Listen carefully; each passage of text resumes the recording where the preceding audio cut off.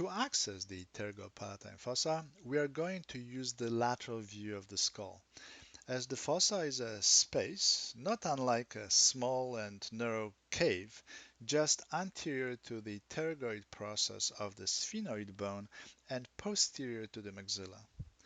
Despite its unassuming size, the pterygopalatine fossa plays a critically important role in supplying the sensory innervation and the blood to several regions of the head, including all upper teeth and related gingivae.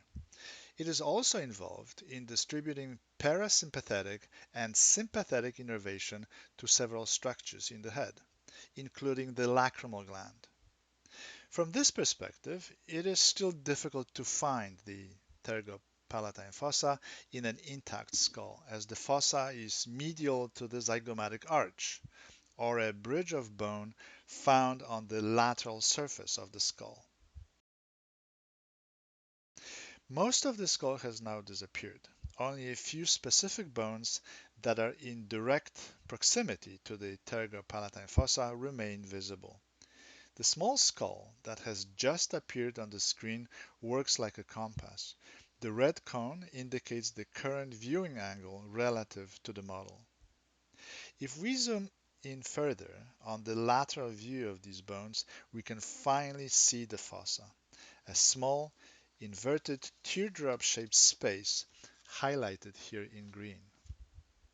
Let's now quickly review a few important features of the fossa. Its anterior wall is formed by the posterior surface of the maxilla. The medial wall is formed by the lateral surface of the perpendicular plate of the palatine bone. The posterior wall is formed by the anterosuperior surface of the pterygoid process of the sphenoid bone.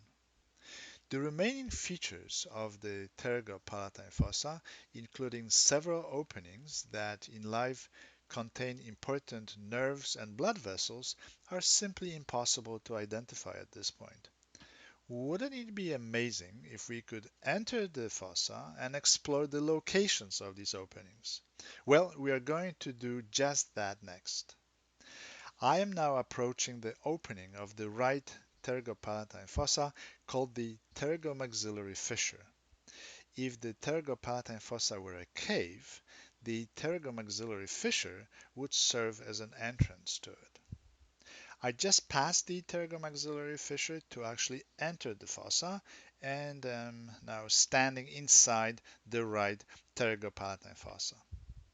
Let's now zoom out of the fossa through the pterygomaxillary fissure to illustrate one more time the relationship between the fossa and the intact skull.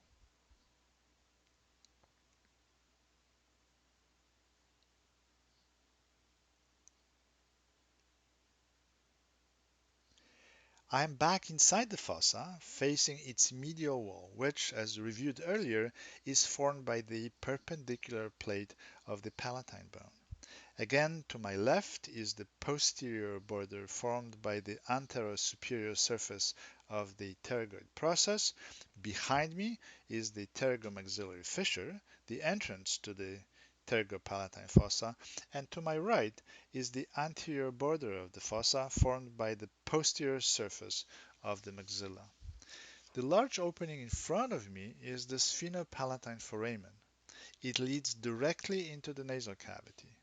There are six other openings like this one located within the fossa that lead to several regions of the head. After turning to my left, I am now facing the posterior border of the fossa. It is associated with three different openings. The most superior and lateral opening is the foramen rotundum. It leads to the middle cranial fossa. In life, the entire cranial cavity, including the middle cranial fossa, is occupied by the brain.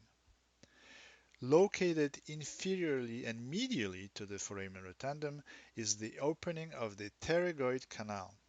It too connects the pterygopalatine fossa with the middle cranial fossa. Finally, located most inferiorly is a small opening of the palatovaginal canal, which leads into the nasopharynx. The large and only partially visible in our model opening superior to the foramen rotundum is the superior orbital fissure. Although the superior orbital fissure is technically not part of the pterygopalatine fossa, it is visible from this perspective, which is why it is labeled. Let's again zoom out of the fossa through the pterygomaxillary fissure to quickly illustrate the relationship between the just reviewed openings and the intact skull.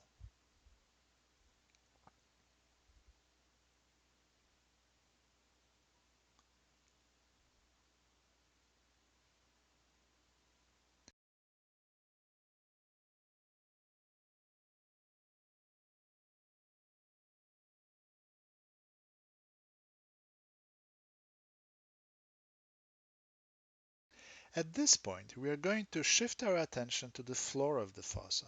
It contains the opening of the palatine canal. If you were to trip and fall into this canal, you could find yourself in the oral cavity.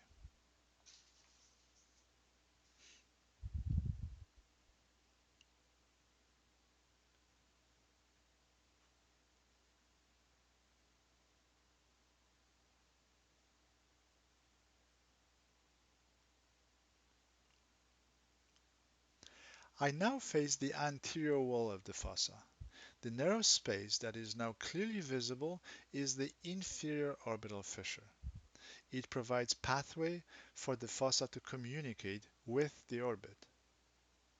The large cavity to the left is the maxillary sinus.